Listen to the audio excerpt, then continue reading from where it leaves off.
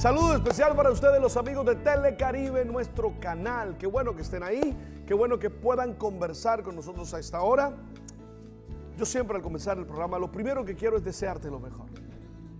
Que la fuerza de mi corazón te transmita ánimo, ganas de luchar, ganas de salir adelante, ganas de vencer las dificultades y ganas de ganarle a todas las situaciones difíciles. Hoy estoy con Edith Aristizábal. La doctora es psicóloga, experta en traumas psicológicos en personas desplazadas o víctimas del conflicto. Vamos a hablar con ella y vamos a hablar con ella sobre ese tema, traumas psicológicos relacionados con el conflicto armado de nuestro país. Cuánto gusto saludarte, Edith. Buenas, ¿Cómo vas, padre? doctora? ¿Cómo está? Muy bien, gracias. ¿Cómo va la vida? Bien, bien. ¿Bien? Muy animada, trabajando muchísimo. ¿Desde con cuándo esto. estás en ese trabajo de el tema psicológico de las personas que tienen un trauma tan difícil como es el trauma causado por la violencia? Bueno, más o menos desde el año 99, desde 1999. Antes yo trabajaba con traumas asociados a otro tipo de cosas, a trastornos mentales, a enfermedades, pero desde el 99 estoy trabajando con víctimas del conflicto armado. Cuando llegué particularmente a la costa. Cuando llegaste a la costa, tú eres de Medellín. Yo Con nací ese acá. hablado de ser de Medellín. Yo me crié en Medellín, yo soy en verdad barranquillera. ¡Ey! eso nadie me lo Doctora cree. Edith, no me digas eso, amiga. Sí, yo soy barranquillera. Pero viste nací allá todo acá. el tiempo. Todo el tiempo, colegio, universidad, los primeros años de trabajo profesional también fueron en Medellín. Con razón, ese acento tan paisa. Claro, ¿Eh? claro. Sí, es Bueno, entonces de verdad. regreso, cuando llegaste aquí, comenzaste a entrarle al tema de trabajar psicológicamente con las personas que pasan por situaciones de conflicto. Claro, le voy a contar un poquito porque yo trabajaba en el área de la salud mental, Ajá. allá en Bogotá, en la Javeriana, en Hospital Mental. Y hay algo que golpea el seno de mi familia y es que asesinan a mi tío. Y es en el marco del conflicto armado. Yo no sabía de conflicto armado, yo sabía de salud mental, de la gente que llegaba. Y siempre que pasa algo así, yo me dedico a trabajar y a investigar sobre eso. Entonces yo empiezo a trabajar con personas que han sido afectadas por la guerra, empiezo a estudiar una maestría en desarrollo social porque no sabía de sociología, de conflicto armado, y a partir de ahí mi trabajo se orienta al tratamiento con personas afectadas por la violencia, tanto las víctimas y en los últimos años, más o menos, desde el 2007, algo que no había pensado, también con excombatientes de grupos armados ilegales. Bueno, el conflicto armado en Colombia ha dejado muchas víctimas. ¿Cuáles son, según tu experiencia, los traumas que se presentan allí? Bien, eso es importante, que hay traumas que se presentan en la persona por haber vivido una experiencia terrible, pero también personas que no les ha tocado vivir la experiencia. Por ejemplo, una mujer tiene 2 hijas adolescentes y vive muy cerquita de otra mujer cuyas hijas fueron abusadas sexualmente por actores armados. Ella vive en su casa muy aislada, muy asustada durante muchos años porque ve que sus niñas se están volviendo adolescentes. Eso le genera un trauma a ella. Ella luego se desplaza por efecto de la guerra y su trauma fue la posibilidad de lo que podía pasarle a sus hijas. Claro. Es decir, que un trauma no puede determinarse por la gravedad del hecho objetivo, ¿sí? Sino por la implicación que tenga para la persona, porque ella se sentía todo el tiempo en amenaza. Entonces tenemos como 2 tipos de traumas. Uno producido por el impacto de una experiencia terrible. Estuve en una batalla, estuve... Una masacre, un abuso sexual cometido en el marco del conflicto armado, como me ha tocado con mujeres que fueron abusadas por varios comandantes de un grupo armado, por decir algo, pero también hay experiencias traumáticas que están ligadas con una exposición crónica a la violencia, es decir, convivir 10 años, 5 años, un campesino, una mamá, un joven, bajo condiciones de amenaza, bajo la posibilidad de que hay que cerrar la ventana a las 6 de la tarde, no puedes mirar hacia afuera, al otro día es que se van a recoger los muertos. Esa situación que objetivamente dicen, pero a ese muchacho no le ha pasado nada, a esa mujer nadie la tocó. Nadie la tocó, pero lo que vivió psicológicamente, emocionalmente, durante años, también generó un trauma. Porque el trauma se produce cuando la barrera que nos protege emocionalmente se rompe. Entonces se puede romper por un solo evento o por la acumulación de distintas situaciones amenazantes o estresantes para la persona. ¿Esos traumas se transmiten de padres a hijos o son propiedad personal? Lo que se puede transmitir es distorsiones que causa el trauma. Por ejemplo, estábamos hablando hace poco de eso. Mujeres que fueron abusadas en el marco del conflicto armado, por decir algo, por un comandante que no las violaba, sino que las seducía, él tenía todo el poder, el patrón tenía todo el poder, y ellas se dejaron seducir. Entonces, ellas no viven como si este hecho las hubiera victimizado y transmiten a sus hijas, a sus hijos, al medio, que eso es como deben ser las cosas, que han sucedido por años en el campo colombiano. Un patrón que le gusta a una muchachita, una niña, y abusa de ella no violentamente, pero abusa. Claro, porque usa el poder para porque tenerla. usa el poder para tenerla, y de pronto la jovencita seducida por el poder también se deja. Y entonces los efectos es lo que esto reproduce en la dinámica familiar y social. Como que eso es lo que debe pasar. Ok. ¿Quiénes son las víctimas? Porque podemos pensar que solamente quienes han sufrido el abuso directo, ¿verdad? Pero tú nos has señalado que pueden ser también colaterales, las personas que están alrededor. ¿Realmente quiénes son las víctimas? Quien es una víctima es una persona que frente a una experiencia violenta, que interpreta que está amenazada, primero, sea la amenaza real, objetiva, o sea la amenaza que se siente amenazado. Y frente a esa amenaza no haya cómo solucionarla, no haya cómo defenderse. Ahí la barrera se quiebra y es cuando se produce el trauma. Es decir, que el trauma nace de una interpretación de no soy capaz, no sé qué hacer con esto, no puedo afrontar esto. Hay algo que es particular del conflicto armado, y es que como es entre los hombres, es distinto el efecto de un trauma si es causado por el hombre o por la naturaleza. Porque cuando es causado por el hombre, ahí la idea se pudo evitar. Entonces dice la mamá, ¿por qué no me llevé a mis hijas? ¿Por qué no salí de este pueblo? ¿Por qué me quedé aquí? Si ya había rumores de que venía la guerrilla, de que venía el grupo armado, por decir algo. Entonces, hay un mayor impacto traumático cuando es producido por violencia humana, ¿sí? Ese es un primer aspecto. Y el segundo es que la persona sienta que no lo coge por sorpresa. Porque, ¿qué es lo que pasa? Aunque hace 10 años en ese pueblo había violencia, nadie piensa que va a llegar a su casa ni al seno de su familia. Y lo que hace un trauma es romper esa creencia. También te toca a ti, pero la persona no haya en el momento, quiso gritar, quiso correr, quiso defenderse, quiso decir a otro la rabia que tenía y no pudo hacerlo. Entonces, cuando está frenada la posibilidad de responder, es cuando se produce un trauma. Yo quisiera enfrentarme al que me está agrediendo y no puedo. Y esa sensación de no poder y del miedo terrible es lo que produce un trauma. Yo encontré aquí características que pueden tener las víctimas. Sí. Mira, encontré aquí una, dice, memorias fuertemente visualizadas o percibidas en varias ocasiones. Sí, entonces ya hablamos de cuáles son los efectos. Ya dijimos que era un trauma. Los efectos pueden ser recordar, soñar, experimentar constantemente escenas del trauma. Y la persona trata voluntariamente de no pensar, de pensar en otra cosa. Todo el mundo le dice distráete y la gente me dice yo trato de distraerme, pero no puedo. Es un pensamiento que le llega involuntariamente y que le activa toda la emoción que había en ese momento. Entonces siente miedo, siente angustia. Mira, algo tan simple como una persona que había una fiesta frente a la casa y tiran un volador, se llaman. En ese momento la persona revive toda la experiencia traumática y tiene la misma respuesta emocional. Se tira debajo de la cama y está asustadísima por un rato, por días, porque se revive la experiencia traumática. Entonces se puede revivir por pensamientos, por imágenes, por situaciones, o también porque hay una circunstancia parecida. Por ejemplo, en un pueblo no se podía hablar de la guerra y los actores armados. Y yo vengo a atender a una de estas mujeres y decirle, hábleme de lo que le pasa. Por Dios. ¿Sí? Entonces hay que entender también eso, porque a veces no hablan, por qué no denuncian, porque en su pueblo, en su tierra, denunciar era ponerse en peligro y en riesgo.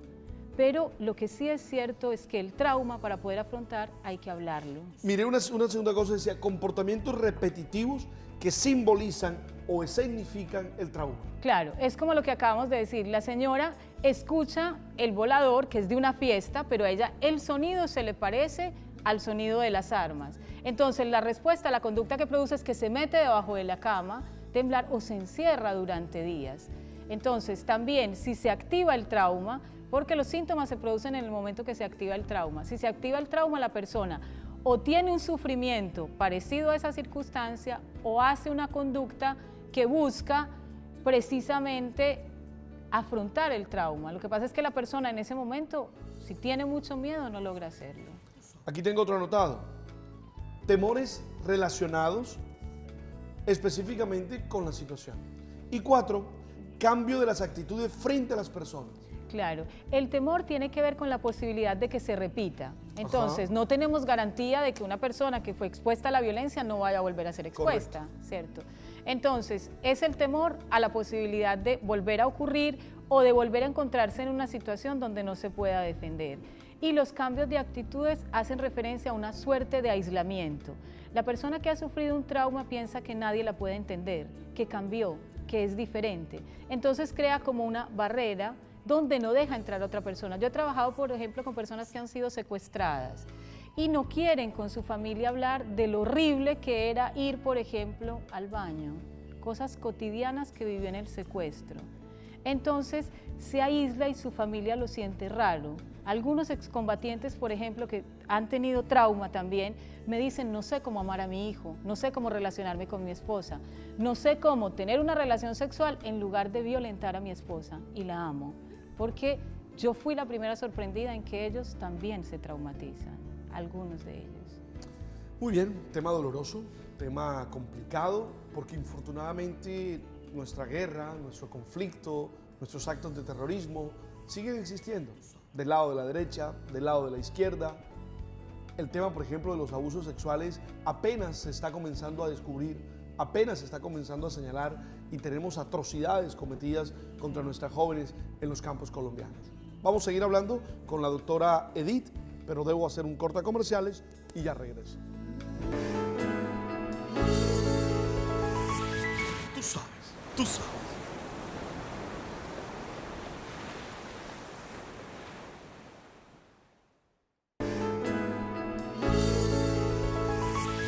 Tú sabes, tú sabes.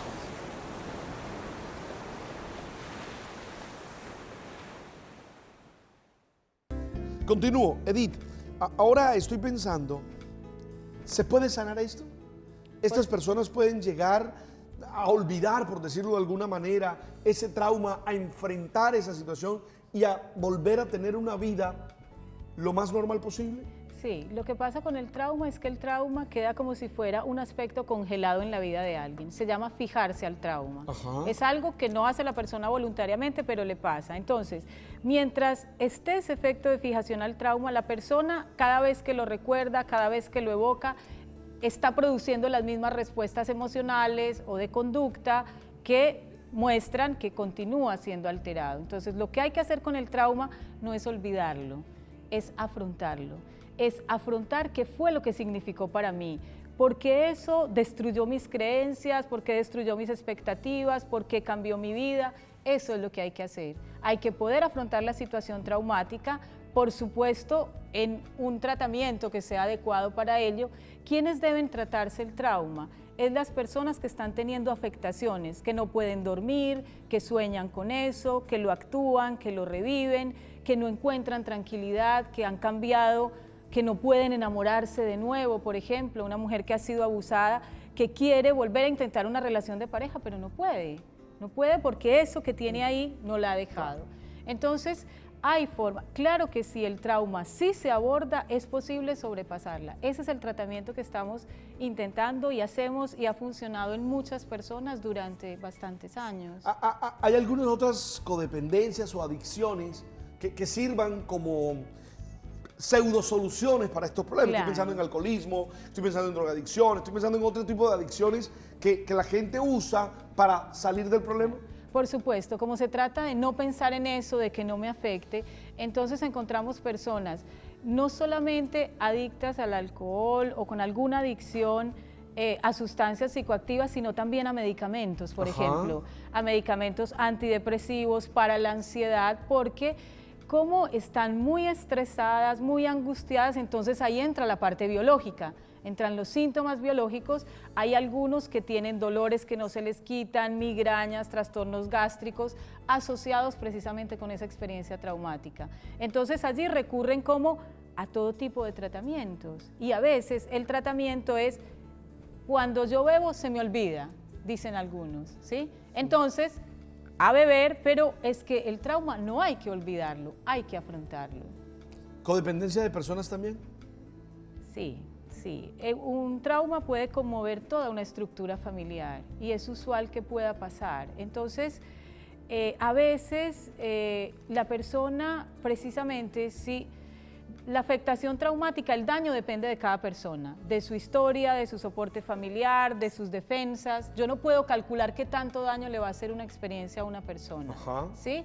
Pero si esa persona estaba muy frágil, en una situación frágil, su vulnerabilidad fue demasiado alta, de allí va a quedar con una dificultad porque piensa que no es capaz de defenderse. Si no es capaz de defenderse, entonces podría depender de otra, incluso de instituciones, incluso de terapeutas. A veces se encuentra que una persona, dicen, pero tiene 10 años de desplazada, la han atendido, ¿por qué continúa en tratamiento? ¿Por qué continúa con esa dependencia de otra persona? Y eso lo que nos indica es que el trauma no ha sido elaborado. Ok. ¿Cuáles son los niveles de estrés postraumático? Son bastante variables. Por lo general, la respuesta no se produce inmediatamente. Es decir, la persona tiene el impacto traumático, eso que disminuye sus defensas, su barrera de protección, como decimos, y pasa un tiempo de vulneración psicológica donde está un poquito asustado de pronto, pero como que pasa la situación. Si es en el caso de la guerra, vivieron una masacre y salen corriendo, se activan todas las defensas para que la persona se ponga a salvo del peligro. Pero luego de eso, a los meses, a los años, puede venir algo que desencadena el trauma, ¿sí? Entonces hablamos de un trauma agudo que se manifiesta inmediatamente, muy cerca. Quiere decir que esa persona tenía menos barrera protectora y entonces quedó enferma desde ahí, desde el momento de la masacre, por decir algo. Pero hay otras personas que superan eso, pareciera que lo superan, huyen, se ponen a salvo y de pronto cuando están tranquilas en la ciudad, ahí es donde se desencadenan los efectos del trauma. Doctora, pero imagino yo que también debe haber personas traumatizadas, no solo entre las víctimas como tal, sino en algunos victimarios que muy probablemente no tomaron la opción de ser victimarios, sino que fueron obligados a ser victimarios. Dolorosamente pasa mucho. Si pasa un grupo armado, se lleva a los jóvenes, so pena de muerte, claro, y los obliga a hacer las masacres y a hacer las locuras que hacen. ¿En ellos también hay traumas? ¿En ellos también se presentan estas situaciones? Por supuesto, era un poquito lo que le decía, que yo no había pensado que ellos pudieran tener un trauma, pero un buen día, escuchando a personas que estaban desplazadas, vino un muchacho que tenía un terrible trauma, de los más graves que yo he atendido, y él, eso en esa época ni siquiera había desmovilización, estamos hablando hace muchísimos años. Okay. Él se hizo pasar por un desplazado porque él huyó del grupo armado donde estaba. Él quería volver a su familia, él no quería hacer lo que lo obligaban a hacer, él fue forzado a ir a la guerra porque si no mataban a sus padres. Y este joven tenía terrible trauma, no dormía, escuchaba a las víctimas, tenía unos trastornos de ansiedad bastante preocupantes asociados con las experiencias traumáticas. Su trauma era ¿cuál? Era ser forzado a utilizar una violencia contra otra persona que no le había hecho nada. Porque si él no masacraba, lo mataban a él. Y eso pasó. Él vio cómo mataron a otros compañeros porque no utilizaba métodos crueles con las supuestas personas que llamaban enemigos. Entonces, es cierto, a partir de ahí yo también dije, bueno, estas personas pueden tener un trauma, a veces es más difícil que se entienda por qué se trabaja con ellos. Yo estaba una vez en una conferencia hablando de que también había trauma en los excombatientes, una persona levanta la mano y me dice, ¿por qué pierde el tiempo con esos criminales? Y yo le digo, no todos son criminales, muchos fueron forzados, hay personas traumatizadas por la violencia que tuvieron que hacer.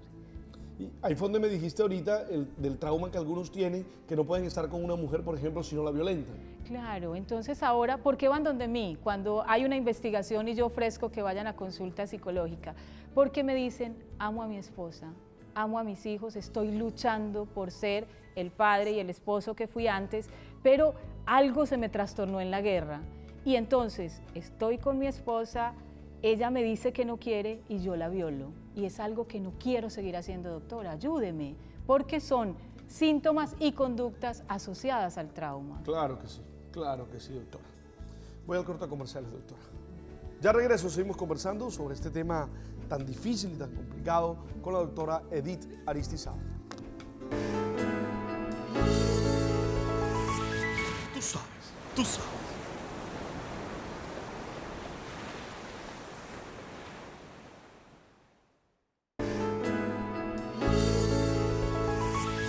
Tú sabes, tú sabes.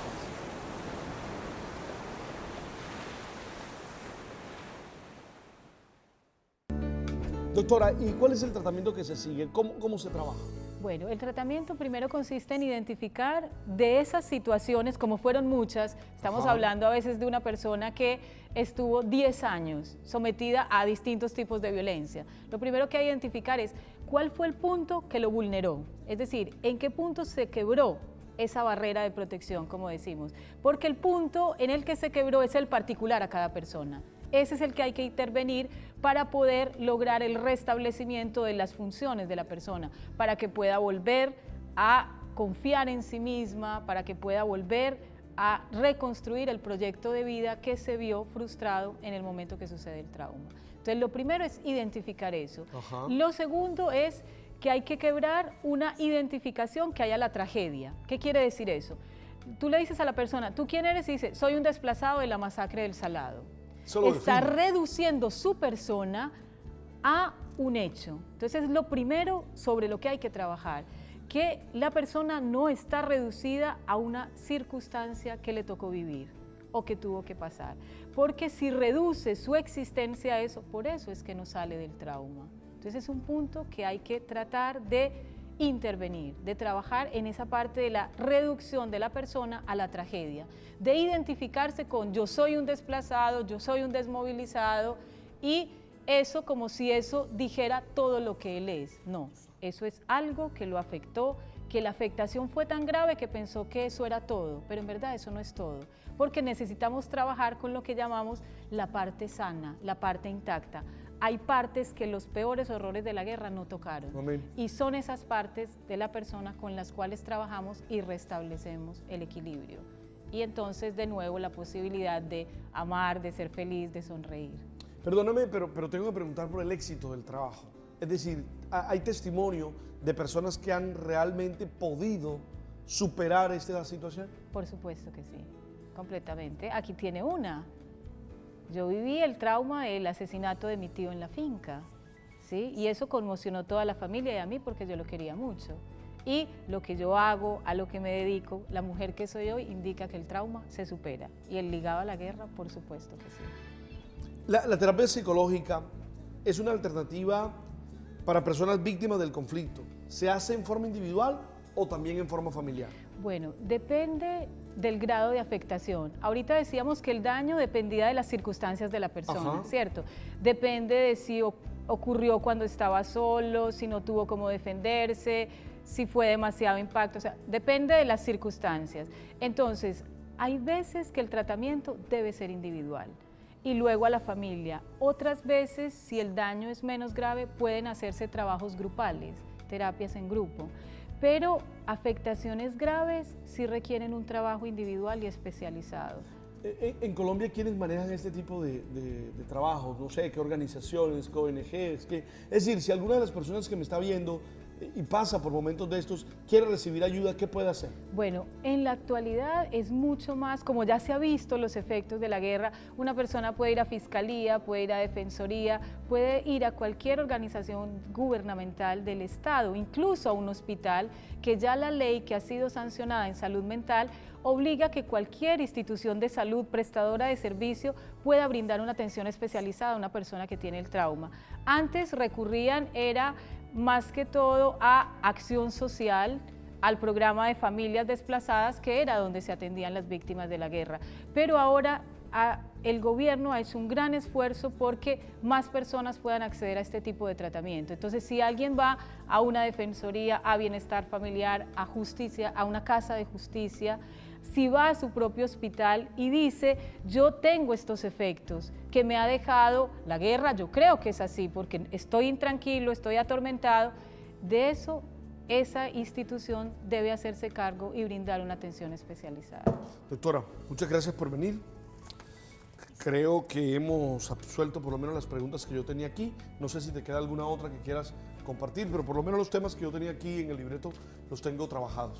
Sí, lo que sería de pronto importante es poder decir nosotros, por ejemplo, en la especialización en psicología forense, en grupos de investigación en psicología en la Universidad del Norte, estamos para apoyar a los profesionales que trabajan con las víctimas de la guerra, para a su vez entrenarlos, para también tratar los riesgos, porque escuchar todo esto puede causar un riesgo en la persona, claro, en el personal de salud mental. Ahora en el Hospital de la Universidad del Norte, por ejemplo, vamos a trabajar con los médicos, las enfermeras.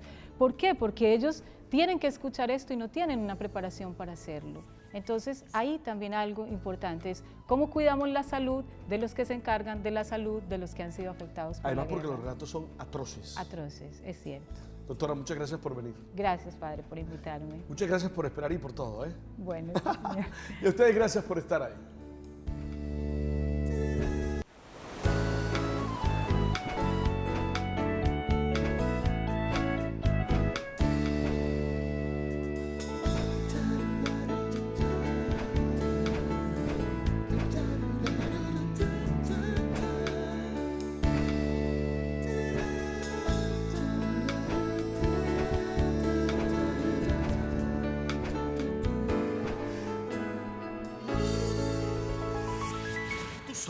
Tú sabes.